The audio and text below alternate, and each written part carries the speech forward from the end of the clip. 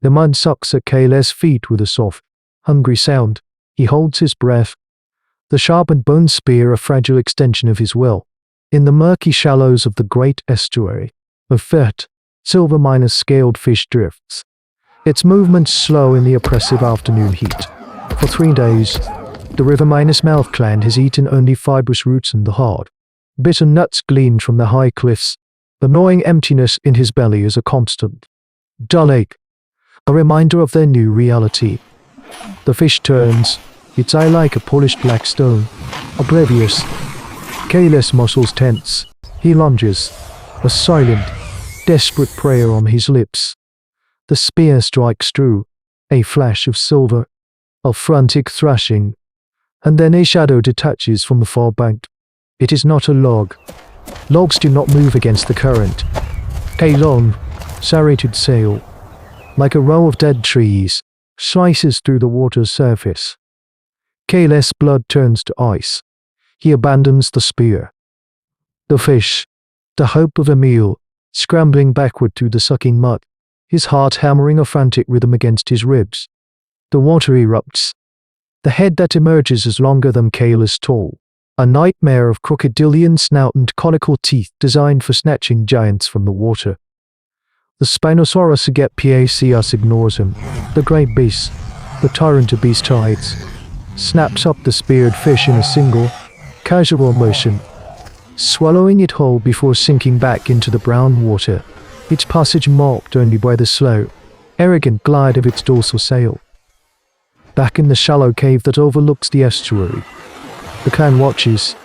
There are 20-7 of them, Australopithecus, their forms slight, their minds sharp with the terrible clarity of starvation.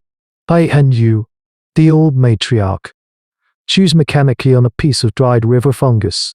Her eyes, deep set and ancient, miss nothing. She sees the slump in Kayle's shoulders as he returns empty handed. The way the children's bellies are beginning to bloat. The tremor in the hands of the elders. This beast has stolen their world. This place, this confluence of river and sea, has fed their ancestors for generations. A bounty of fish, crabs, and shellfish. But a season ago, the great predator arrived, claiming the entire estuary as its personal hunting ground. Now, the clan is trapped between the tyrant in the water and the packs of swift, clever velociraptors that stalk the grasslands behind them. To stay is to starve, to leave is to be hunted. Anu crumbles the fungus in her palm. They have tried everything. They have tried fishing at night, only to lose 2 of their best hunters to the silent jaws that patrol the deep channel.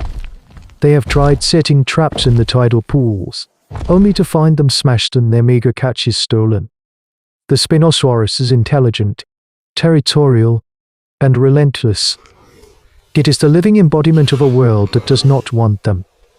This is a truth etched into the very fabric of prehistoric life. You are either the hunter or the hunted, and the space between is shrinking, as dusk paints the sky in bruised purples and oranges. Anu gathers the strongest of the clan. Her gaze hard, her voice is low, a rasp of dry leaves. The river god is greedy, she says, her eyes fixed on the dark water below. It shouts with its great teeth. We can no longer hear the whispers of the fish. We must learn a new way to listen. Anu's words settle like stones in the bellies of the clan. Listen for what? The only sounds are the mocking lap of the water in the distance. Tearing shrieks that mean the raptors have found something. For 2 more days, they endure. The hunger becomes a living thing, a predator inside their own bodies. On the 3rd morning, a child begins to wail, a thin, hopeless sound that frays the clan's last nerve. That is when Anu makes the decision.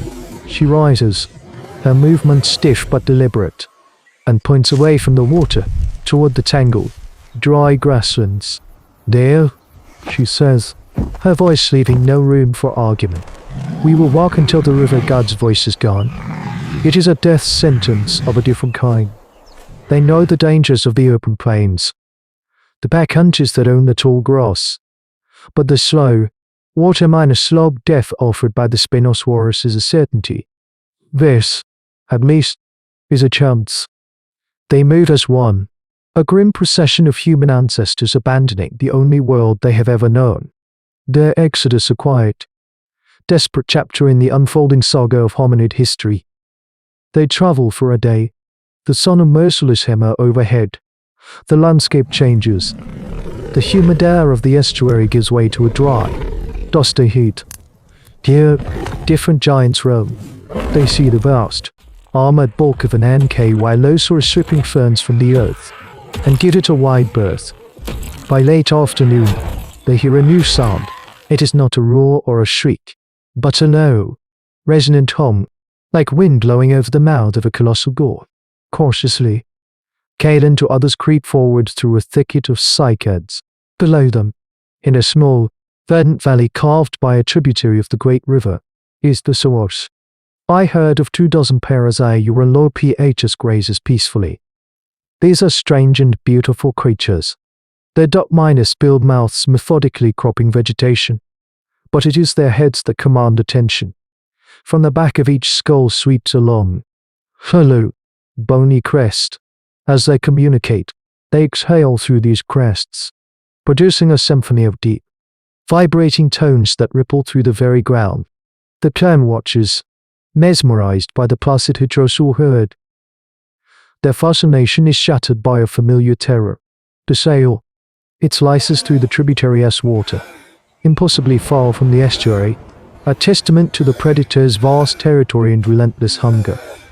The Spinosaurus is hunting, its long snout sniffing the air. It has followed them. The clam freezes, exposed and helpless. But the Parasaurolophus herd reacts. As the predator begins to haul its immense body onto the bank, the lead hedrosa lifts its head and unleashes a blast of sound.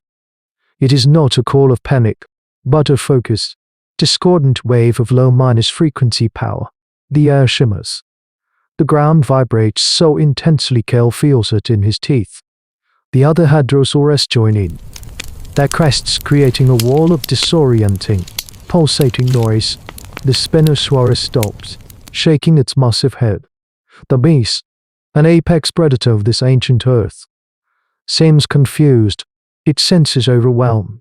It takes another hesitant step, and the sonic barrage intensifies. The great hunter snarls, a sound of pure frustration, and churns, with a final, infuriated hiss. It slides back into the water and retreats downstream. A profound silence falls over the valley, broken only by the rustling leaves. Back in the cycads, Aina's eyes gleam with a fierce, terrifying light. She saw not a random event, but a weapon, a shield. A possibility so audacious it borders on madness. She looks at the herd, then at her starving clan. "We will not run," she whispers, her voice filled with a terrible resolve. "We will be the thunder's shadow." The plan is insane. Aina's proposal to the clan is met with stares of disbelief. Live with the thunder minus lizards. Become shepherds to giants. They are hunters, foragers, tool makers. Their evolving skills are cornerstone of human evolution. They work with stone and bone, not the whims of behemoths. But Ainu is unyielding. She points to the child who can no longer stand, to the spears that come back clean. "Their sound is a spear we cannot throw," she insists. "We will be their eyes against the quick jawed hunters. They will be our voice against the river god." It is a pact born of pure desperation. A first, tentative step into the uncharted territory of symbiosis. The first week is a delicate, terrifying dance. The clan makes a new camp on the high ground overlooking the herd's valley, a position that offers a vantage point against the raptor packs. They learn the rhythms of the Parasaurolophus, just the way they graze in slow, circular patterns.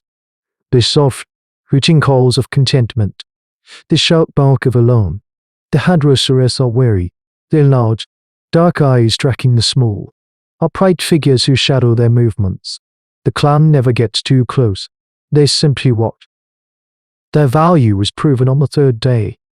A pair of velociraptors, sleek and feathered, bursts from the grasslands, targeting a juvenile Parasaurolophus that has strayed from the main group. Before the herd can fully react, caned for others are there. They don't attack the raptors directly, that would be suicide. Instead, they slam heavy stones against a rock slide, creating a deafening clatter. They scream, wave their arms, and make themselves a chaotic, unpredictable nuisance. The raptors, accustomed to panicked prey, hesitate, confused by this strange, noisy display. The moment is all the juvenile needs to scramble back to the safety of the herd, which now turns, crests raised, ready to unleash their sonic defense. The baffled raptors retreat into the grass. A message has been sent. After the encounter, the lead head rustle watches the clan for a long time, a low, inquisitive hum emanating from its crest. The distance between them feels, for the first time, a little smaller. This uneasy alliance, this experiment in prehistoric life, is beginning to solidify. It's a hard existence, trading one constant threat for another. But for the first time in months, there is a sliver of hope. The test of this unspoken covenant arrives with the fury of a tropical storm. The Spinosaurus, its pride wounded and its belly empty, returns. It does not stalk or hunt, it attacks. Emerging from the tributary at midday, charges directly for the herd, a 70-foot engine of destruction. The Parasaurolophus panicked, their calls turning from defense to terror. They begin to scatter. "No, I am," you shrieked, her voice cutting through the chaos. "Hold them." For the clan, KO understands. If the herd breaks, their sonic shield is gone, and they will all be sorted. He and the others run, not away from the Spinosaurus, but alongside the panicking Heterosaurus, shouting, waving their spears made with primitive osteodontocatic technology, trying to force the giants to stand their ground. It is a suicidal gambit, placing their fragile bodies between the herd and the apex predator. One of the clan, a young woman named Lyra, trips and falls. The Spinosaurus snaps, its jaws closing on empty air as Kale pulls her back. That single, selfless act of altruism seems to galvanize the herd. The lead Parasaurolophus stops, turns, plants its powerful legs, and unleashes a focused, deafening blast of sound directly at the predator. The others follow suit. The wall of sound slams into the Spinosaurus. It roars in agony and rage, clawing at its sensitive head. Forced to a halt just feet from the line of humans and Hadrosaurus, caught between its prey and an agonizing sensory assault. The tyrant of the tides finally makes a choice. It turns, crashing through the undergrowth, and flees, its sail vanishing into the dense jungle. A tremor of shared victory runs through the valley. Man and dinosaur stand together, panting, terrified, but alive. A new sound fills the air, not of alarm, but is of rumbling hum from the Hadrosaurus, a call that the clan somehow understands as acknowledgement. The pact is sealed not in words, but in shared blood and fury. The equilibrium they find is not peace. It is a state of perpetual vigilance, an exhausting, nerve-shredding existence on the edge of a blade. The river-mouth clan becomes the herd's keepers, their sentinels, trading their intelligence and courage for the borrowed thunder of the gentle giants. They are no longer just foragers. They are strategists, animal behaviorists, living components of a complex ecological machine forged in the crucible of survival. Their story becomes a whisper on the wind, a foundational memory in the deep consciousness of Homo sapiens. We see in their struggle the blueprint for our own ascent, not through brute strength, but through observation, ingenuity, and the audacious belief that the mind can shepherd the mountain. Their desperate gamble at the river's edge was more than a fight for a meal. It was the declaration. It was the moment a small, clever hominid looked at a world of titans and refused to accept its designated role as prey, choosing instead to become the conductor of nature's most unlikely orchestra. How many such desperate covenants, now lost to the abyss of time, were the true crucibles of the human spirit? This has been an alternate prehistory survival chronicle. The past is never as dead as it seems. And on the frozen northern plains, A different clan learns that the ground itself holds a terrible, burning secret.